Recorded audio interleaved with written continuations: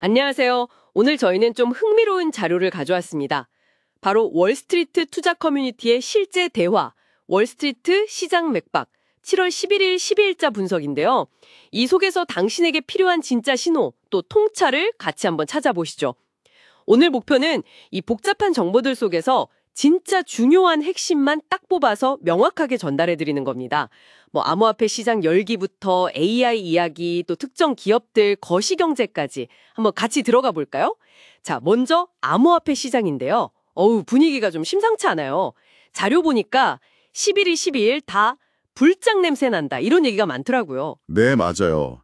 리플이나 카이버 같은 특정 코인들이 막 급등하기도 했고 네. 국코인 100% 펌핑, 이런 아주 짜릿한 경험담 같은 것도 보이고 또 크립토 현물만 하니까 삽질 많이 해도 수익권이다, 이런 실제 투자자 목소리도 있었고요. 그렇죠. 공포 탐욕 지수도 보니까 71, 딱 탐욕 구간이었어요. 네, 탐욕.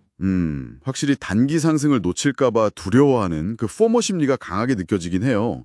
근데 또 재밌는 건 동시에 예전 하락장 때 그 트라우마 있잖아요.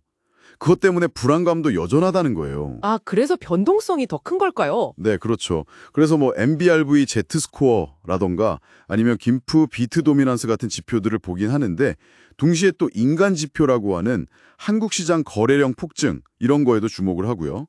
플랜 B 같은 분석가 예측도 있긴 하죠. 50만 달러에서 100만 달러 간다. 엄청난 예측이네요. 네. 근데 커뮤니티에서는 오히려 구라비라고 부르면서 좀 냉소적인 반응이 많다는 거, 이것도 좀 봐야 할 것 같아요. 아, 구랍이요. 재밌네요. 그럼 이 포모랑 불안감이 막 섞인 상황에서 투자자들은 뭘 제일 조심해야 할까요? 핵심은 이거죠. 이런 시장은 작은 뉴스 하나에도 엄청 크게 흔들릴 수 있다는 거. 그러니까 분위기에 막 휩쓸려서 추격 매수하고 이러기보다는 자기 원칙 세워서 리스크 관리하는 게 어느 때보다 중요합니다.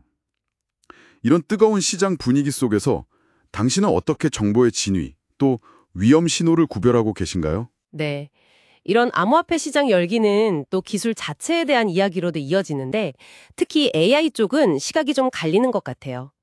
실제 코딩, 특히 스마트 컨트랙트 짤 때 클로드 같은 AI 도구를 쓰면서 이제 AI 없이는 코딩 어렵다, 이런 실무 경험담이 있고요. 네, 현장에서는 정말 많이 쓰이고 있다는 거죠.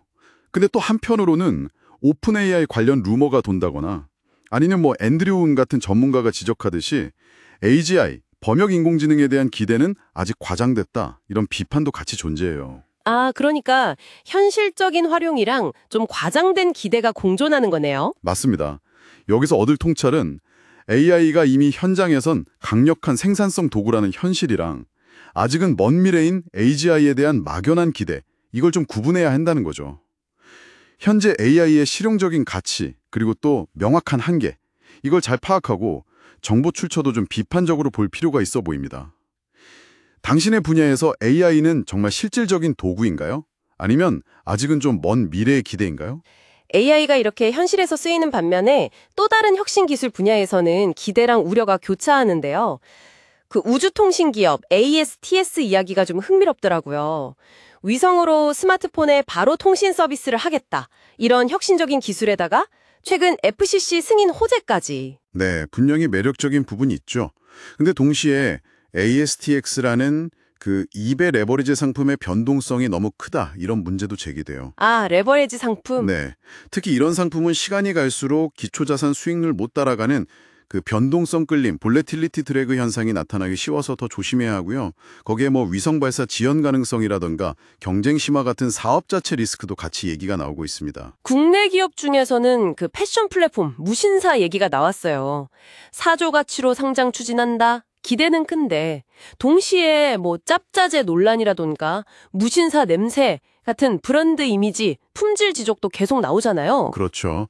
그럼에도 불구하고 그 방대한 판매 데이터를 활용하는 비즈니스 모델 자체는 여전히 강점이다, 이런 평가고요. 종합하면 ASTS 사례는 혁신 기술 기업의 높은 성장 잠재력과 불확실성, 이걸 동시에 보여주는 것 같고, 무신사 사례는 플랫폼 기업 같이 볼 때 성장성 말고도 신뢰도나 데이터 같은 핵심 경쟁력이 얼마나 중요한지 보여주는 것 같아요. 아, 그리고 유니클로 사례랑 비교하면서 해외 진출이 쉽지 않을 거란 얘기도 있었죠. 네, 맞아요. 현실적인 시각이죠. 성장주나 플랫폼 기업을 볼 때 당신은 어떤 점을 가장 중요하게 생각하시나요? 마지막으로 시장 주변의 다른 움직임들도 좀 있었어요.